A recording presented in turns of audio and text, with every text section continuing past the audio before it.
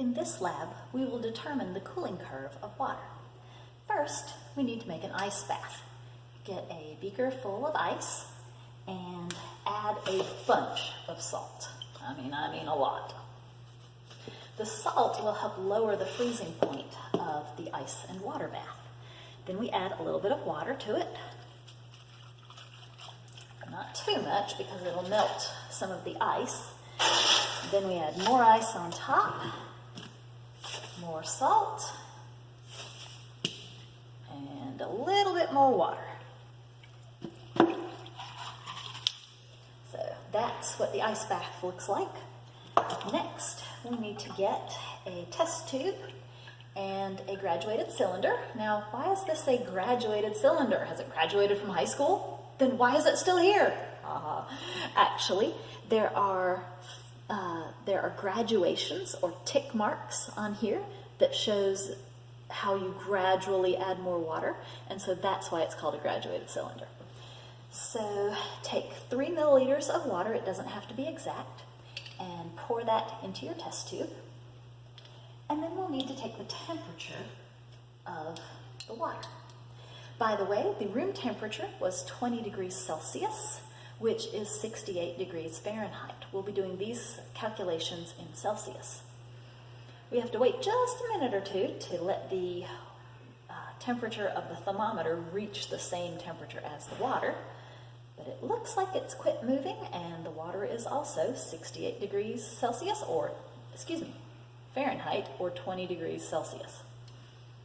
So now we are ready to cool this water down and watch what happens to the temperature.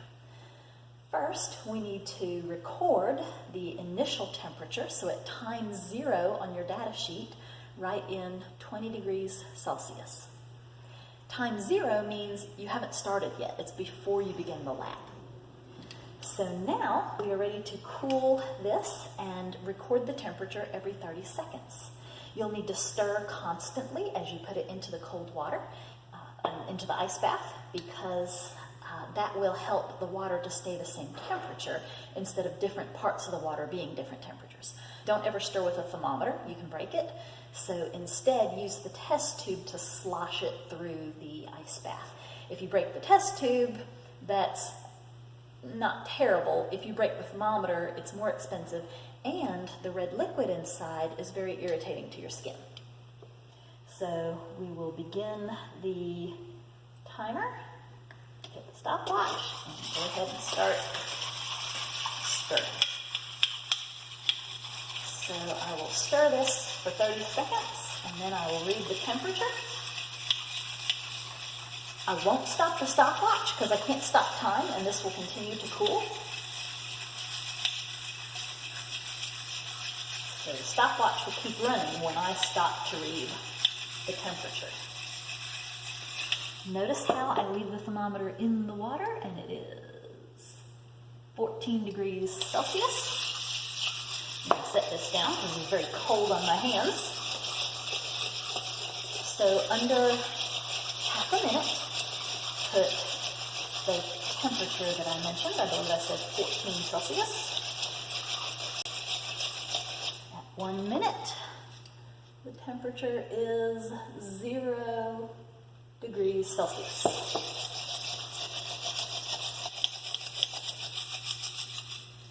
Minute and a half, 0 degrees Celsius. Notice that when I read the temperature, I don't remove the test tube from the liquid, and I don't remove the thermometer from the test tube. I leave everything down in there when I read. 2 minutes, 0 Celsius. What's going on? You notice that the temperature has stopped. And what that means is, while a phase change is happening, while the liquid is turning into a solid, the temperature remains the same. 2.5 minutes, 0 Celsius. If you might be able to see, there's a little bit of ice forming in the test tube there. 3 minutes, 0 Celsius.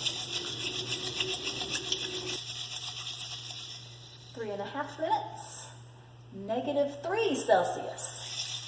So why has the temperature gone back down? Well, that means that the water inside the test tube has finished freezing, and now that the phase change is complete, the temperature can decrease again. So now we have ice that's simply getting colder and colder. 4 minutes, -6 degrees Celsius. 4.5 minutes, -12 degrees Celsius. 5 minutes, -13 degrees Celsius. So it has pretty much, since the temperature decrease has really slowed down, this water has gotten basically about as cold as it can get, which would be equal to the temperature of the ice bath. That's how much the salt lowered the freezing point of the water. 5.5 minutes, still -13. So I want to show you something cool. This has now frozen, the thermometer has frozen inside the test tube. So that has truly gotten very, very cold.